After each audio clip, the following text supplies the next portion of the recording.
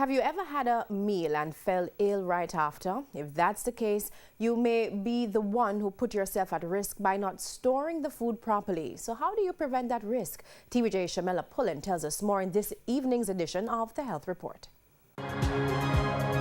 According to the World Health Organization, an estimated 600 million people, that is 1 in 10 people in the world, fall ill after eating contaminated food each year. It is also said that 420,000 people die each year as a result of this.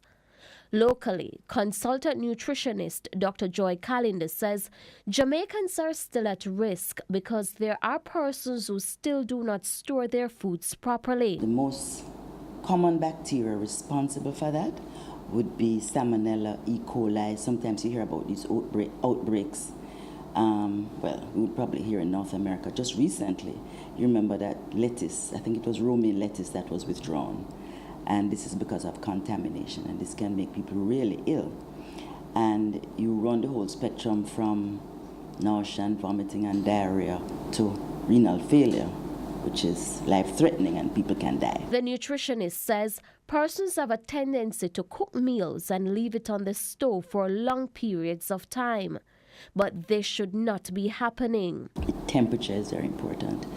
Usually, the recommendation is that for your refrigerator, it should be kept at about 4 degrees centigrade or less. And the freezer, minus 18 or lower. Because at those temperatures, you prevent the growth of microorganisms, what we call pathogenic microorganisms, those that cause problems. And avoid refreezing thawed food, higher levels of food poisoning bacteria. Foods should be thawed in the refrigerator.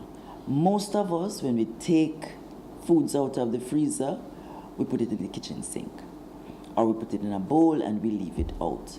The majority of us get away with it, but it should be thawed in the refrigerator. Because again, once you've left food at room temperature for long periods of time, you're increasing your risk for illness.